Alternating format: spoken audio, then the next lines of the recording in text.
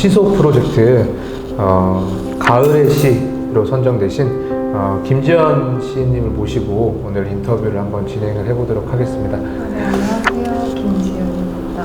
네, 반갑습니다.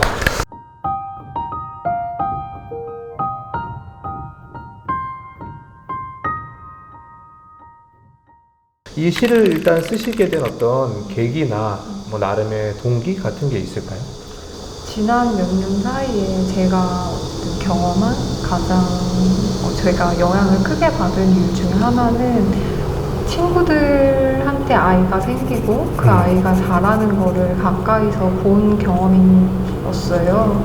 보이지도 않던 그러니까 친구의 몸에 나타나는 어떤 변화로만 느낄 수 있던 그런 생명체 존재가 세상에 태어나고 기어다니다가 앉아있고 서있고 일어나서 뭔가 제 손을 잡고 같이 계단을 오르고 그런 거를 경험하는 과정이 되게 시간을 좀 다르게 바라보게 된 계기, 시간을 물질로 느끼게 됐다고 해야 되나? 정말 막 보이고 만질 수 있고 그런 물질로 시간을 감각하게 되었고 그 손을 잡고 있으면 그 자체로 뭔가 시간이 직선으로 흐르지 않고 곡선으로 뭉쳐져 있고 그거를 되게 물질로 만들어서 손에 쥐고 있는 것 같은 느낌이 들었거든요. 그래서 그런 경험들이 이 시를 쓰게 된 계기가 되었던 것 같습니다.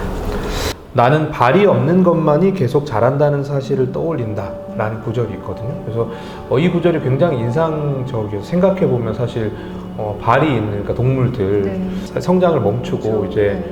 이제 그 말년으로 접어드는데 늙어가죠. 예, 근데 발이 없는 그러니까 식물들이라고 생각하면 계속 자라는구나 이 식물들이라는 거는 그런 생각을 하면서 읽었는데 뭔가 자라난다는 것 그리고 또 늙는다는 것 시에서 보면 거기에 또 다라는 구사를 붙여서 나름의 또 감각을 만들어내시잖아요. 우리도 다 늙었다라고 얘기한다든지 다 자랐네라고 할 때 그 다 같은 언어를 보면 이 자라남이라든지 어떤 늙음에 대한 나름의 또 사유 같은 것들이 있으실 것 같은데 혹시 어떤 생각들을 가지고 계신지 한번 말씀해주신 것처럼 정말 일단 자란다는 것과 늙어간다는 것이 좀 다른 의미로 사용이 되는데 특정 대상한테는 예를 들어 뭐 나무한테는 늙어간다는 표현을 쓰진 않잖아요. 형태가 완료된 상태라는 것이 존재하는 사물일 경우에 예를 들어 뭐 사람 같은 경우에는 다 자라고 나면 이제 거기서부터 일어나는 변화들은 늙음으로 규정되고 나무 같은 경우에는 또 완료된 형태라는 것 자체가 존재하지 않고 계속 자라면서 시간을 정말 몸에 두르면서 자라는 것처럼 느껴지기도 했어요.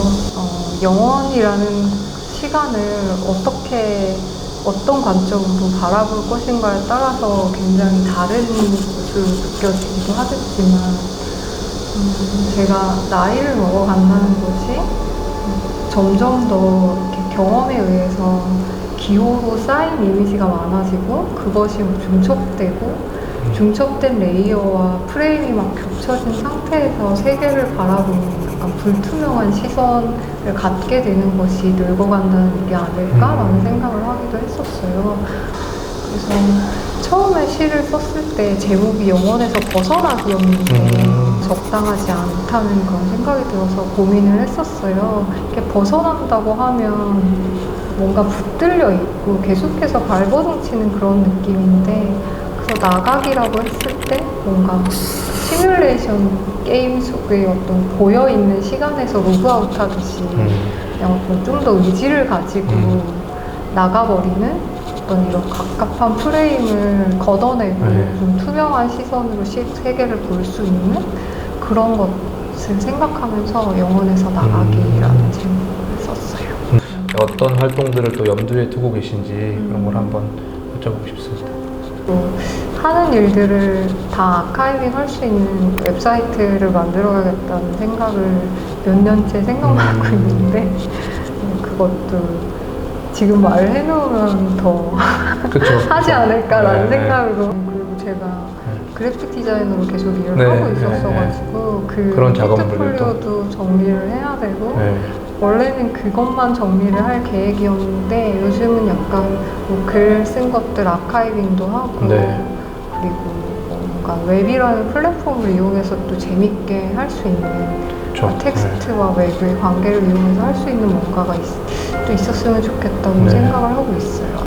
이 시 작업하고 또 이 어떤 그 이미지 작업하고 연결시켜서 하시는 분들도 조금 있으시잖아요.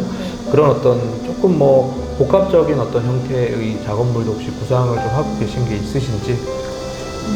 사실 제가 처음에 시를 쓰기 시작했을 때도 아주 다른 일을 하게 됐다는 느낌이라기보다는 제가 학부 회화과를 다니면서 학부에서 이제 세부적으로 전공이 나눠져 있지가 않아서 뭐 사진도 다뤄보고 영상도 다뤄보고 뭐 설치도 다뤄보고 그런 식의 과정을 겪었는데 시를 쓰게 되었을 때의 느낌은 텍스트라는 것을 그냥 재료로 하던 작업을 계속하는 느낌이었거든요.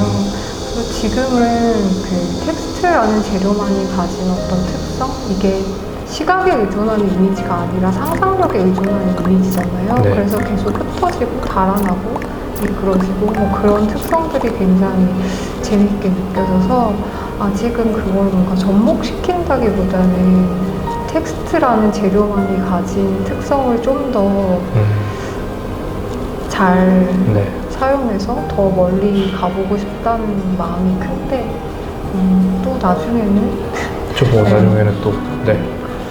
그 같이 좀 이야기 나눠보고 또 이런 시소 프로젝트에 같이 참여하시게 된 어떤 뭐 소감 간단하게 말씀해 주시면 좋겠습니다. 일단 불러주셔서 너무 감사하고 기뻤고요. 아직 그 시집이 엮이지 않은 상태다 보니까 시를 발표하고 나면 그 약간 아무도 없는 숲에 보물찾기 쪽지를 숨겨놓고 집에 와 있는 느낌? 누가 그걸 찾아가기는 했나 뭐 찾아갔다면 그걸 어떻게 쓰고 있을까 모르겠는 그런 느낌이 들 때가 많은데 갓 발표한 시 편편을 좀 깊이 다뤄주는 흔치 않은 기획이어서 굉장히 재밌게 보고 있었는데 이렇게 또 참여하게 되고 뭐 이런저런 이야기 나눌 수 있어서 너무 즐겁고 좋았어요.